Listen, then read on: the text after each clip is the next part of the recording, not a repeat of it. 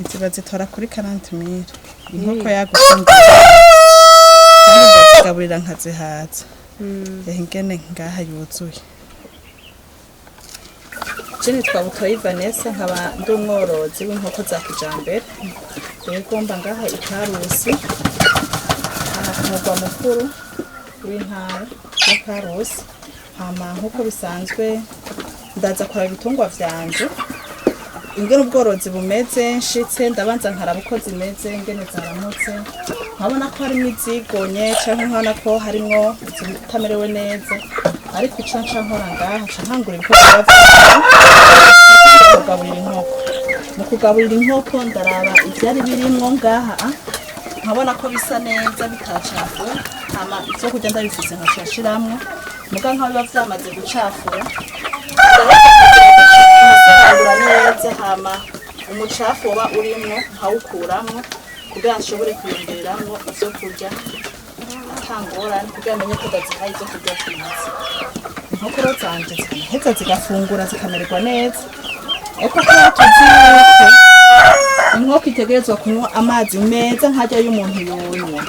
Ico umuntu aca akora nca mbanza nkafata aya mazi acafuye nk'uko nkabanza nkayasukamura nkayakura nje koza neza utu tunywesho ziriko ziranyweramwo ico kimwe no ngaha nk'uko ndaheza nkasesa n'ubutunzi neza kugira ngo amazi zakozuka ari meza. Aha ngira gutyo n'ubunyuguza nyene aha hasi umuntu ahasutse amazi haca hatera hajoba kandi hakamota nabi ya nkuko yagera gusura igaca isura ivyamaze ibiri kwisura nko mu mase yayo iba yamaze gute.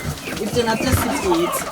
Umuntu yaratega ico asukamwo agaheza akaja guhindura akaja gusesa hanze hama agaheza agashiramwo ayandi mazi meza. Aya mazi yose ndayahindura kuko yamaze gucafura chafuye gutya no kuyakura nako ziba zamaze kuyasohokamo. Ibiro nivyo bitera ingwara inkoko kubera ibiri kwiranywa muvyo yamaze gusohokamo si vyiza. Ni naco gituma amazi tutayagira ateretse abari mu kantu gafundikiye babona yuko ariko arazaza ari meza ariko kononwa yoronwa n'ibiba vyagurukiyeyo bijanye n'izo nkoko nyene ziba zataye. Ayo ndayahindura mugangiza cyo nkabona ni meza kubera hari n'umuti simeza ngo ndayasesa ayakiri meza gutya cyasubiza nkatereka ngaha inkoko zikabandanya zinywa.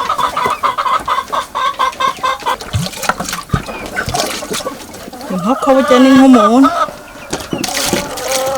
kuyiha amazi uraraba ko yihaye mu kintu ciza cogeje kandi gifundikirika kugira ngo niyo uri kuraziha amazi ntuyahe ntuzihize yatera amazi azitera ingwara.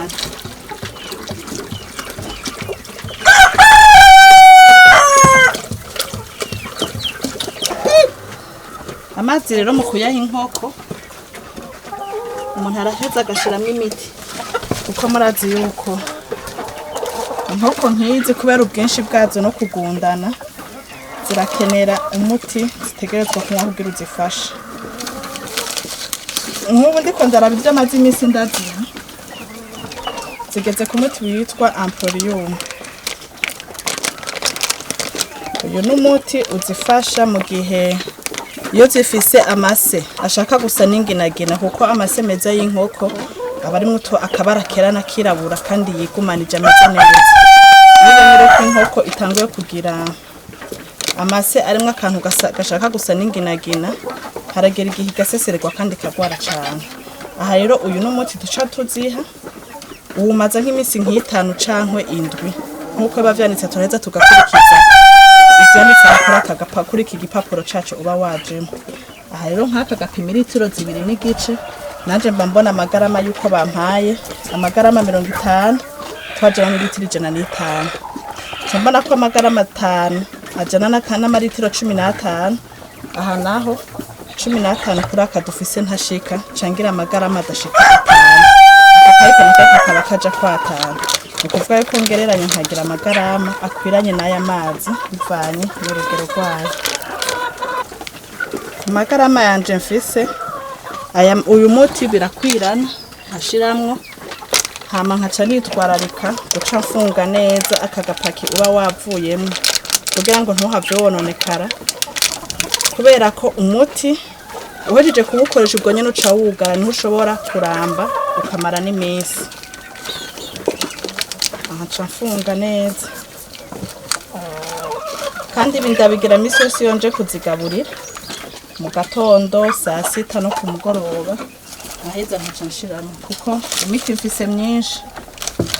Ndafise imiti y'ingaburo y'amavitamine, ndafise imiti sinumuti n'amavitamine nyene nkawe n'uwizita utuma inkoko zigira umurindi zigwiza umurindi wo guta kubera ntunze ubwoko bwinshi bw'inkoko.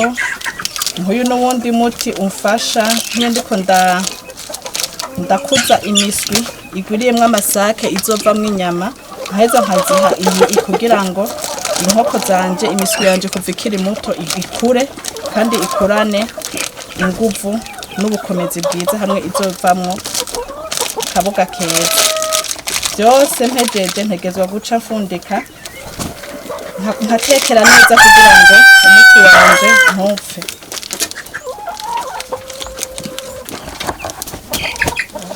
N'ubwoko bw'imiti myinshi mfise y'inkoko ingaburo cyane cyane kuko ntizikunda kurwara kenshi. Y'amazi rero ndaheza nca ndabo nkayafundikira neza kugira ngo ngire mpeze nshire muri za nkoko ziyanywa.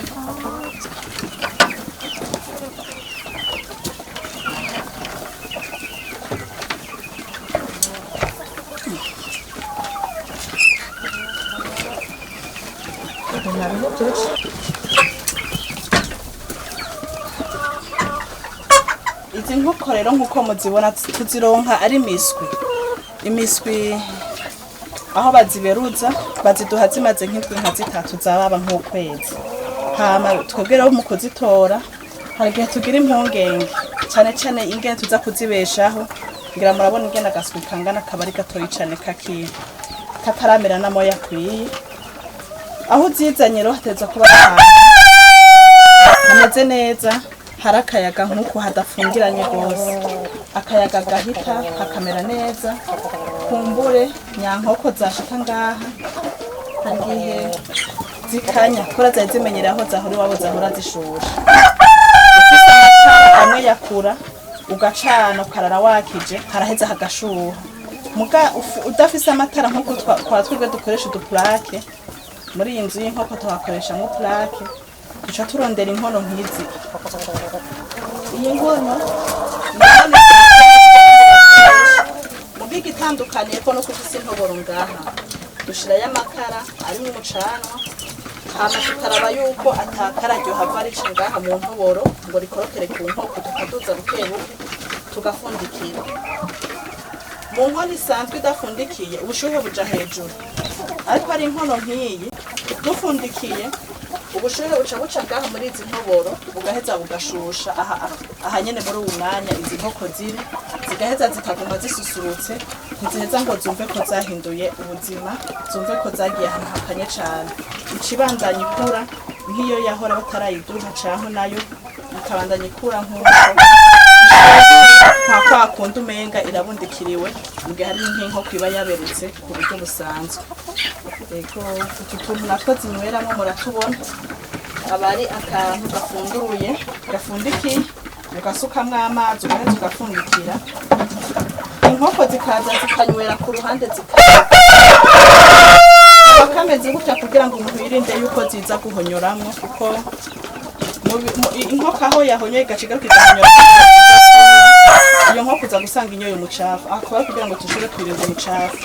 Cyo kimwe n'utuzibiramwo natwo nyene murabona ingene kameze. Aho inkoko inobagura aha ku ruhande igacishamwo umunwa gusa inobagura muga ntiba yarinze kuziho. Izi nuko zimaze gukura bukebuke aka niko bica bivyerekana neza. Umuntu acabona ko agaswi kose kadoma mu gatoboro kako hama hajya imwe wese atakugundana n'iyindi kuko aho idoma yoyo ivyige iza kuzibisanze.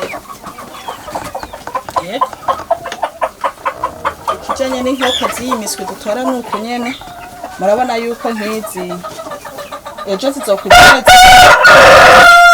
ziri ngaha. Vyumvikana ko izi nkoko zitaramera amezi 3. Zitaramara amezi 3 ngira murabona umuswi w'ikirundi yuko ukuze cyane. Mugabo aho iwanje kahamaze amezi 2 kuva bakampaye nuko izi rero ndazifise uko aha simba ndabonamwo amasake n'inkokokazi kiretse iyimaze gukura ikerekana urugirigiri. Tuzirera rwose zose gutya tukazorororera hamwe tukaziha ingaburo imeze nk'iyingana bivanye n'amagarama. Erega aho tuzikura baraduha ingene izo zirafungura kuva ukiyitora amagarama baba batubwiye hahera 7 ukongera ko yandi magarama kuko kundwi kongeza ko amagarama 5. Izi rero kuva ndazitora zigeze ku magarama 70. Aha ndaharura izi nkoko uko 102 nkazigwiriza amagarama 102 ku nkoko imwe haca nsukamwe ivyo vyo kurya haca ndazigaburira ngaha. Sindazirengereza amagarama nze kurundamwo oya mbanza kuraba amagarama ngezeko hama nkaheza nkaziharira neza nkazenda zihayo magarama ziba zigeze ko kundwi.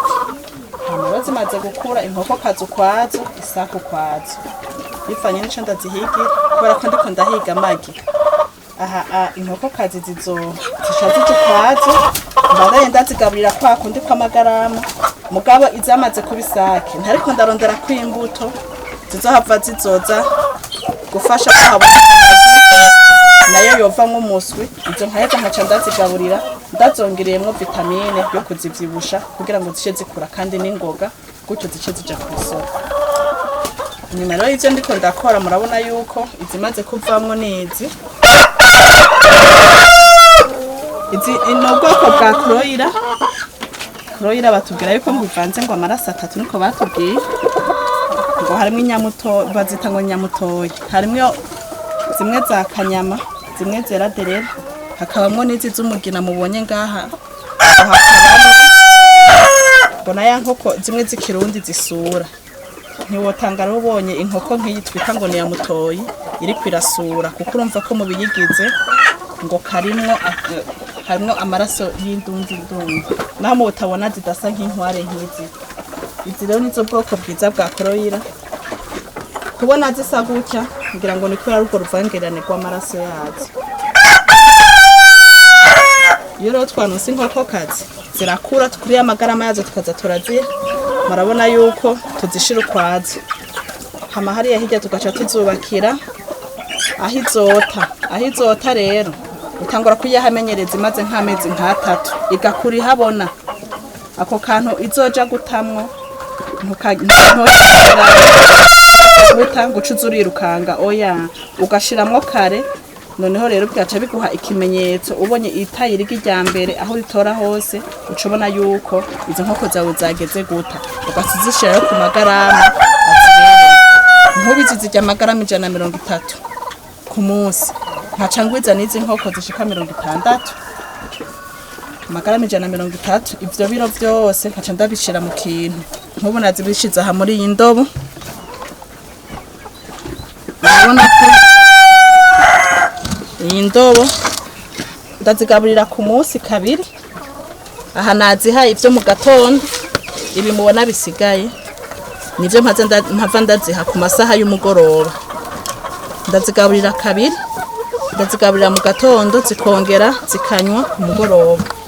Ariko nkitwareka yuko zinywa amazi menshi cyane. Izi nkoko zinywa amazi kandi hakaba hari umuco kuko uko heza kuzigaburira ukazihereza amazi zozo hakibona ziguma zinywera. Murabona karo ninde hagere kiranye ziguma zinywera.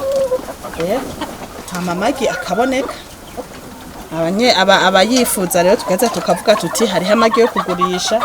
Noneho n'abayifuza bazi ko inkoko tuzifise bakaza baraza gutora muga kenshi bitugora nk'iyo bahahuriye ari benshi nawe atayufise ngo bibubahe ucubanza ukareka abaronse bakaronka abandi nabo kabarindiriza. Aha rero niko kubakiro umuntu aba yaragiriye inkoko iraheza igasimbirayo igata uba wayisasiye neza nko kumengeye biri mu cari turayisasiye tugashira ibicericeri. Murabona yuko ngaho iriyo hari iziko ziraka hariye hirya hose iriyo. Utu tuntu tugira ubwumba bwinshi kugira kubera n'ubwinshi bw'inkoko kugira imwe yumvise hageze kwija guta ntirindire igenzi yayo. Ziraheza rero zikaza zigatamwo nk'uku harabona ko zitamagi meza bivanye n'ingaburo zironka. Ivyo kurya turabigura hama tugaheza tukongeramwo izindi ngaburo zituma amagi aba manini kandi akaba amagi meza cane. Aha rero nk'ubu ndayabonye gutya nje kuyatora nkayakurayo kugira ngo izindi ziza kuza guta zironke aho ziheza zikaza kuyatera ngaho.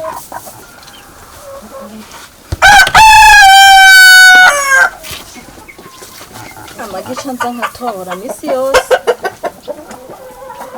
iyo nje kuzigaburira camvaho ntoya yahari kugira ngo zironsa ahandi zize kugira zigaruke zibandanya guta.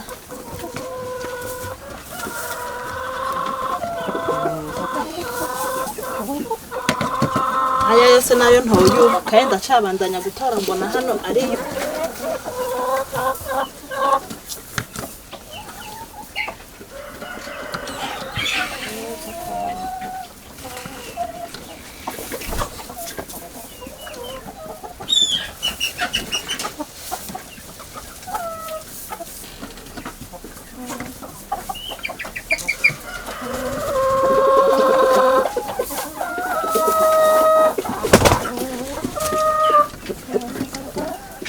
Ko zitamagi meza meza.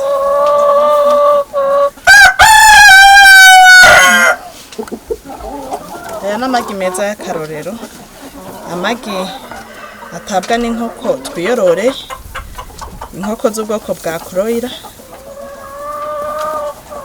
Izi ni 60. Aha niteze gutora amagi n'imiburi buri nka 55 cyangwa 58.